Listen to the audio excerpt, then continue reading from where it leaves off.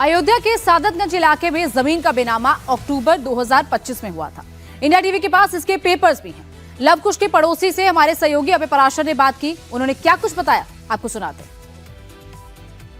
राजकुमार जी, ये जो मकान है हमारे पीछे, ये किसका मकान है, कब खरीदा गया? ये लव कुश मिश्रा का मकान है। जैसा कि रजिस्ट्री में आपने दिखाया है, अक्टूबर में रजिस्ट्री हुई है इसकी। अभी 3 महीने पहले से बन रहा है। 3 महीने का? हाँ, 3 महीने से। ये कितना एरिया होगा? ये एरिया 1000 स्क्वायर फीट है। 1000? हाँ, लगभग। ये जो जिस गांव में हम खड़े हैं, शहादतगंज में, ये कौन से और क्या डिटेल है इस इलाके की, और लगभग यहाँ कितनी कीमत होगी प्लॉट की? ये शहादतगंज जयपुरिया स्कूल के पास एकदम निकट में है और राजकीय पॉलिटेक्निक के पीछे। यहाँ पे जमीन का रेट इसमें 2200-2300 रुपए स्क्वायर फीट है। तो यानी कि ये मकान जमीन जिसने खरीदी होगी, जैसे लव कुश मिश्रा ने, तो कितने की खरीदी होगी?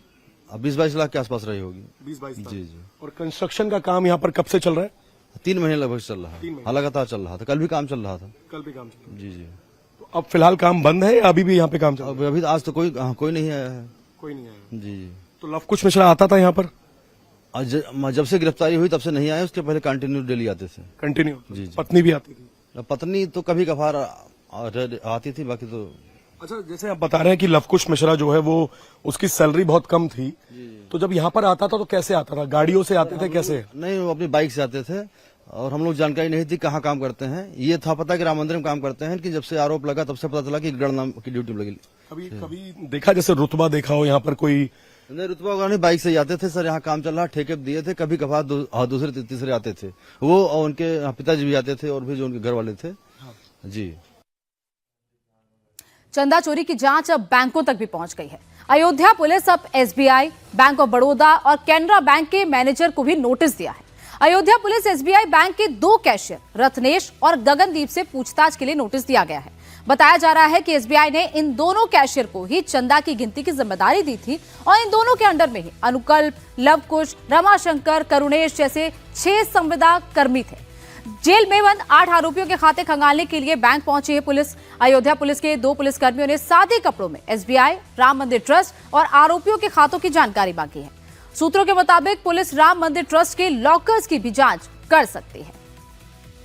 तो ये जांच अब बैंक तक भी पहुंच गई है, जिसमें 3 bank SBI, bank of Baroda और कैनरा बैंक इस वक्त रडार पर है। राम मंदिर चंदा चोरी मामले में पुलिस की इन्वेस्टिगेशन लगातार आगे बढ़ रही है। उसी हिसाब से जितने लोग हैं उनके बयान दर्ज करने का सिलसिला शुरू कर दिया गया है। मंदिर ट्रस्ट के महासचिव रह चुके चंपत राय, जिन्होंने अब इस्तीफा दे दिया है, चंपत राय के स्टेटमेंट पुलिस ने रिकॉर्ड किए हैं। अयोध्या पुलिस का साफ तौर पे कहना है कि लगभग 140 लोगों के बयान दर्ज किए जाने हैं। बहुत जल्द अनिल मिश्रा और साथ ही गोपाल राव के भी स्टेटमेंट दर्ज किए जाएंगे और जल्द ही चंपत राय, अनिल मिश्रा और गोपाल राव को पूछताछ के लिए नोटिस भी अयोध्या पुलिस सर्व कर सकती है। आज जितने भी बैंक हैं वहां पर पुलिस की टीम सादे कपड़ों में पहुंचकर नोटिस देकर गई है। जो एसबीआई बैंक है, राम लला मंदिर के जो ट्रस्ट है, उनके अकाउंट्स हैं इस एसबीआई बैंक में। एसबीआई बैंक के 2 एम्प्लॉई रत्नेश और गगनदीप, जो कि बैंक के पेरोल पर है, कैशियर के तौर पर ये राम मंदिर के अंदर काम कर रहे थे।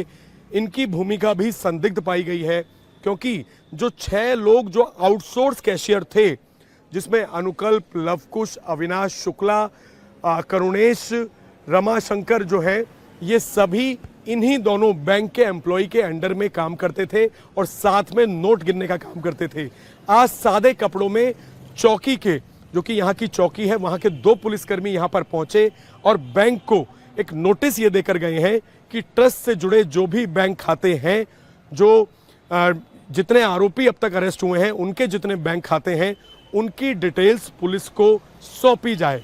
न केवल ये एसबीआई बैंक जो कि प्रमुख है, क्योंकि गिनती करने के अंदर इस एसबीआई बैंक के कर्मचारी लगे होते हैं, इसके अलावा पास में ही जो और भी बैंक हैं, Canara bank, bank of Maharashtra, साथ ही बैंक ऑफ बड़ौदा, जहां जहां पर ट्रस्ट से जुड़े हुए लोगों के खाते हैं, उनकी जानकारी लेने के लिए आज पुलिस की टीम ने सादे कपड़ों में सभी बैंकों के अंदर नोटिस दिए हैं और मांग की है कि ट्रस्ट और ट्रस्ट से जुड़े लोगों के जितने भी बैंक खाते हैं और जो लॉकर हैं, क्योंकि ये जानकारी मिल रही थी कि जो भी ज्वेलरी थी उनको लॉकर्स के अंदर रखा गया है।